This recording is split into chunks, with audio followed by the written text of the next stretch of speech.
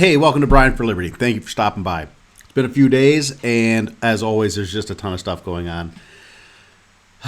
Man, it's really frustrating. I'll be honest with you, it's really frustrating. I will disappear from here for a couple days at a time, sometimes for a couple months at a time. My goal is to be far more consistent with my posting than I normally am, but I have to analyze why it is that I disappear from time to time. And it's really very simple. It's overwhelming. It's overwhelming trying to maintain some level of impartiality when talking about politics, when talking about the news. I am a libertarian who leans to the right. I have conservative type values. I believe, I just believe in some of those things. I'm a libertarian because I don't think we can govern that. I don't think we can force those kinds of views on people. And so that's where I stand. But I do lean to the right. So what does that mean? It means that when I read an article that supports my views, I tend to view it favorably. When I read an article that opposes my views, I tend to view it unfavorably. And that brought me to a thought today that when I think about the future of this country and I think about where we're heading and I think about all the divisiveness, the fundamental problem that we're all facing is that we are very apt to believe a lie that supports a preconceived belief. And I did a video a couple of days ago about media.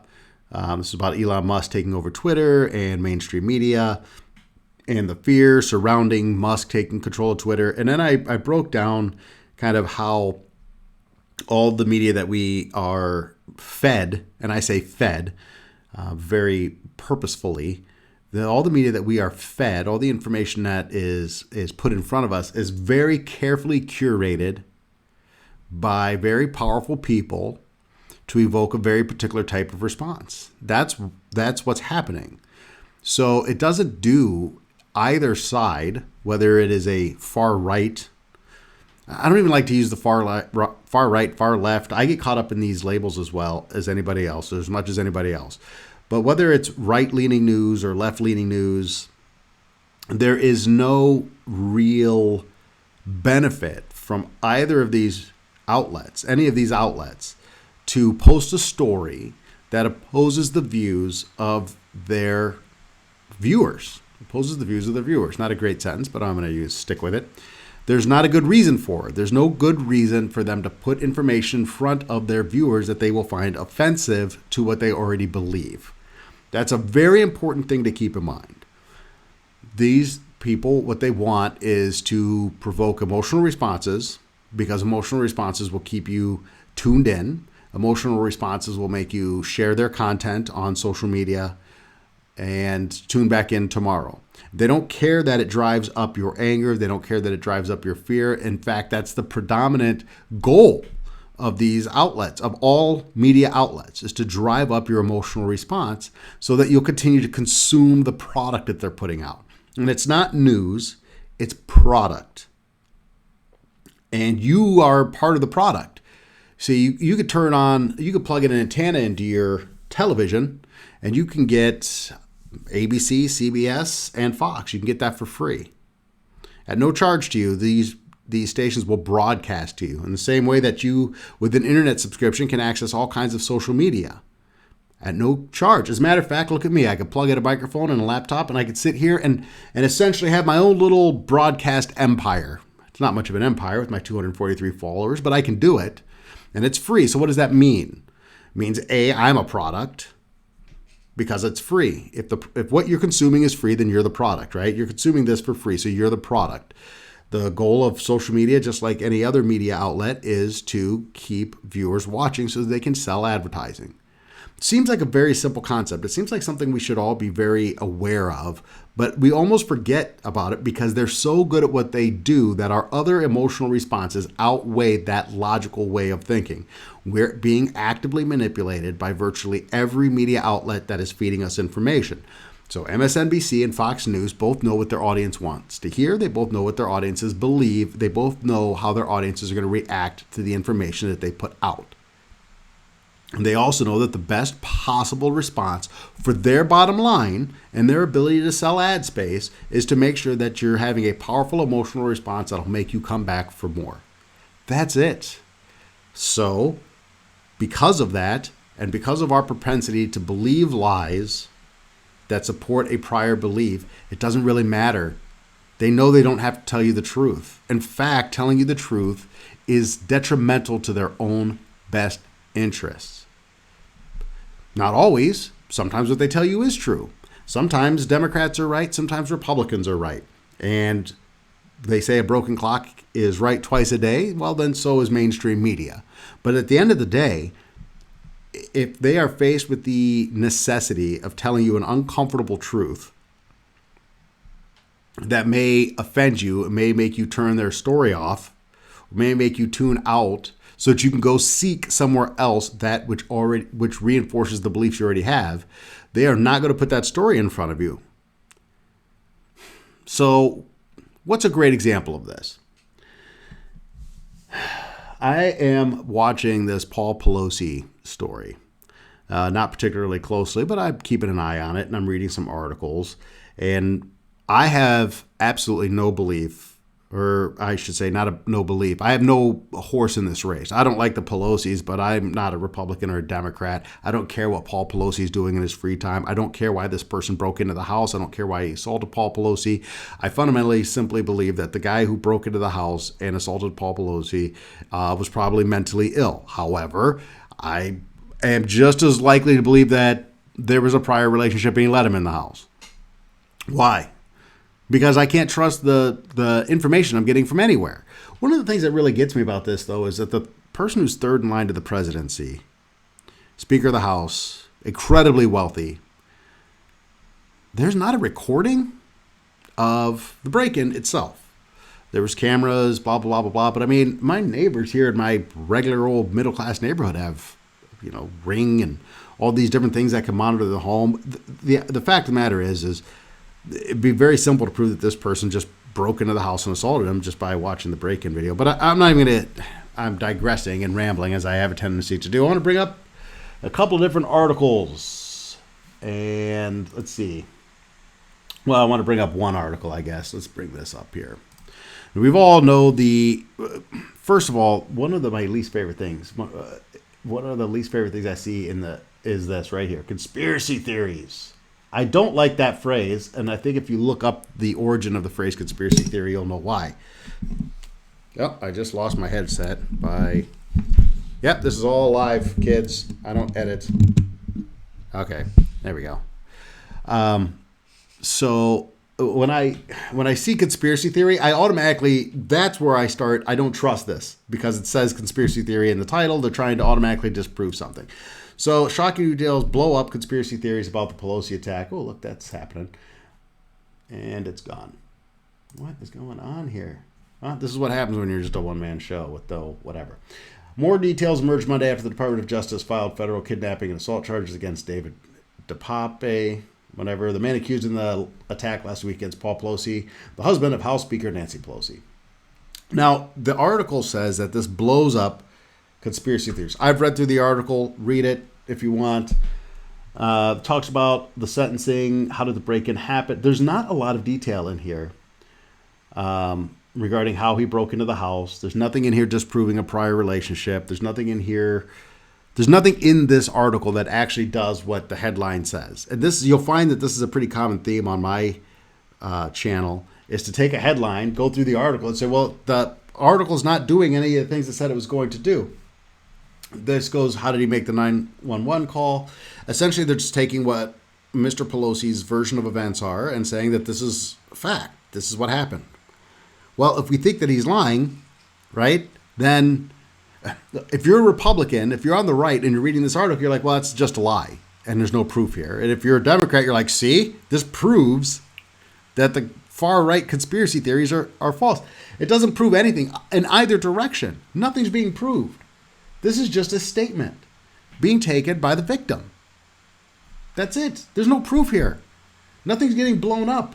The article says it blows up the conspiracy theory. Nothing in that statement blows up the conspiracy theory. How did the attack occur? Well, he broke into the house and beat the guy up. Okay. There's no proof here. Prove that he broke into the house. Prove that he wasn't let in. A recording of the break-in would do that. I don't have any reason to think that Mr. Pelosi is lying. I don't have any reason to think he's telling the truth. I do have belief that he is acting in his own best interest. If he had a prior relationship with this person and let him into the house, he's going to lie about it.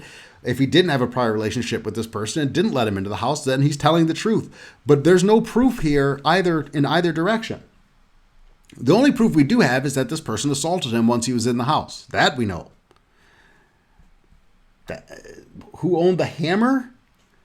Again, Paul Pelosi told police in an interview Sunday that the Pep had a hammer with him the entire time during the incident, that the hammer didn't belong to the Pelosi's, according to the complaint. There's no proof here.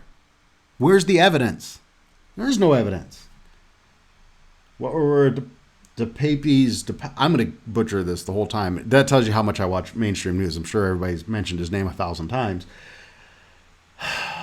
The police haven't publicly specified a motive for the attack. So the police, the people investigating, have not specified why this attack happened. But it's very sad to see that we're once again at the point in history where people believe that it's okay to express their political sentiments through violence. Okay. But the people investigating it are not saying that this was politically motivated, at least not in this article. So why is Jenkins coming out and saying this? Doesn't seem to make sense to me. Maybe this guy's just crazy. Maybe he's just a crazy drug addict. Isn't that the most likely scenario?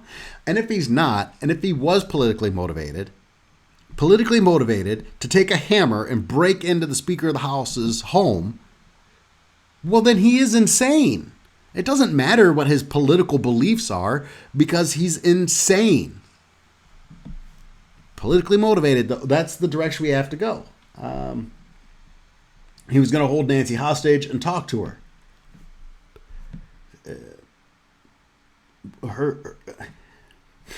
I don't understand how that pushes him to one side of the political. He wants to talk to the Speaker of the House. Well, maybe he's obviously crazy, but maybe he's mad that Nancy Pelosi is betraying her leftist ideals, which I think if you're a leftist in this country, you would say, yeah, it's probably pretty accurate. And if you're not, then if you say that he's on the right and he hates Nancy Pelosi, but he's still crazy. But in that statement, there is nothing that proves one way or another which way his politics lie. And now you could do some digging. And if you read right-wing media, what you're going to hear is that this guy's actually on the far left. If you read left-wing media, you're going to read that he's on the far right. Both of them are going to present some kind of a case. And at the end of the day, like I said at the beginning, you're going to believe whatever or supports what you already believe. You're not seeking evidence. You're not even waiting for evidence. You're not seeking that out. What you're doing is simply believing what's being told to you. And that's intentional.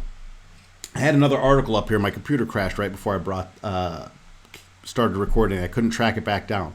One of the interesting articles that I had on here, though, before I came online was there was an article saying that this person had moved from the far left to the far right, and that's not uncommon. And of course, that media source leans to the left. And I found it interesting that okay, this guy was on the far left, but now he's on the far right because this thing happened. And they talk about how that's becoming more and more common and so on and so forth. At the end of the day, it just seems like, again, they're obfuscating the truth. The fact of the matter is that we have two political parties in this country, and we have two primary media outlets, and those media and our media outlets align with one side or the other, and they're both just going to try and turn this story into something that they want it to be. And at the bottom line, the bottom of all of this is the fact that a crazy person did a thing, and his politics probably don't matter. That's the truth. That's the bottom line. And they don't want to talk about that because this is an opportunity for both political sides to try and gain points. This is a side for media outlets to get you watching more so they can sell ad revenue or sell ads, grow revenue, and get you tuned in. That's it. The article, the headline, a crazy person breaks into the Speaker's house and assaults her husband. The end. Well, that's not, who's tuning into that? Who's listening to that? Who wants to read that article? No, this has to be utilized. Everything that happens in society has to be utilized with some kind of a political motivation, because that's what gets us angry and emotional. And then we can turn off our logic centers and just follow the story wherever it leads us according to the media outlet that we choose to consume, which is solely based on our political beliefs in the first place. It's just a reinforcement. We choose to put ourselves in these echo chambers. We want to be lied to and misled. And that's what you're getting. Congratulations. And we're not going to solve problems. And we don't have to talk about how to actually fix healthcare in this country. We don't have to talk about how we're going to actually improve education in this country. We don't have to do any of those things, because constantly the media has got my back if I'm a politician, and they'll come up with a way to get people outraged enough that they're not thinking about the real problems in their day-to-day life. That's what's going on. Do I have a little rage in me? Yeah, I got a little rage in me. I'm also kind of on a caffeine high right now, so which is how I like to get on here and talk. I like to rant. So here's another great article. This is so good. Opinion. This is an opinion piece on CNN.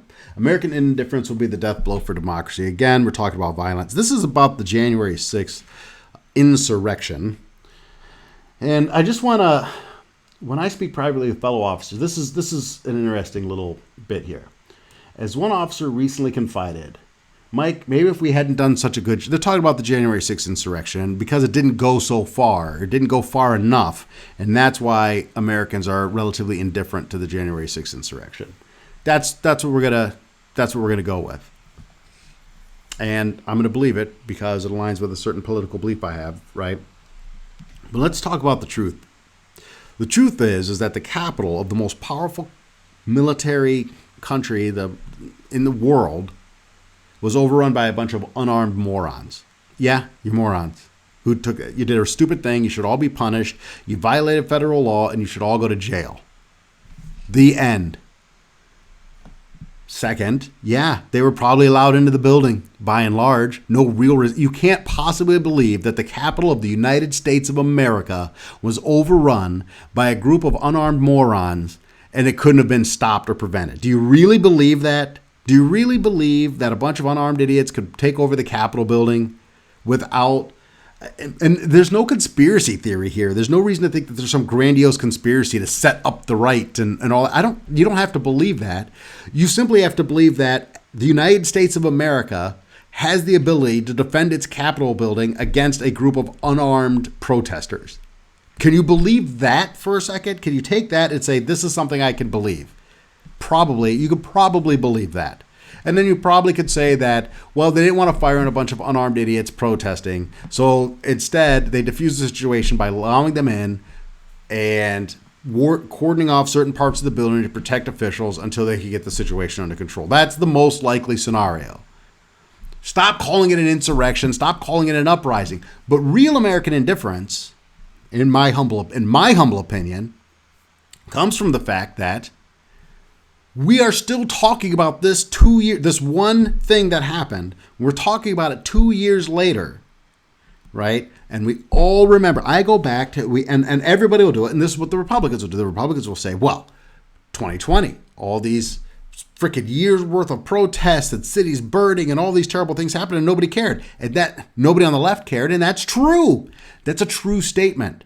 And if politicians on the left hadn't been indifferent then politicians on the right wouldn't have cover to be indifferent now.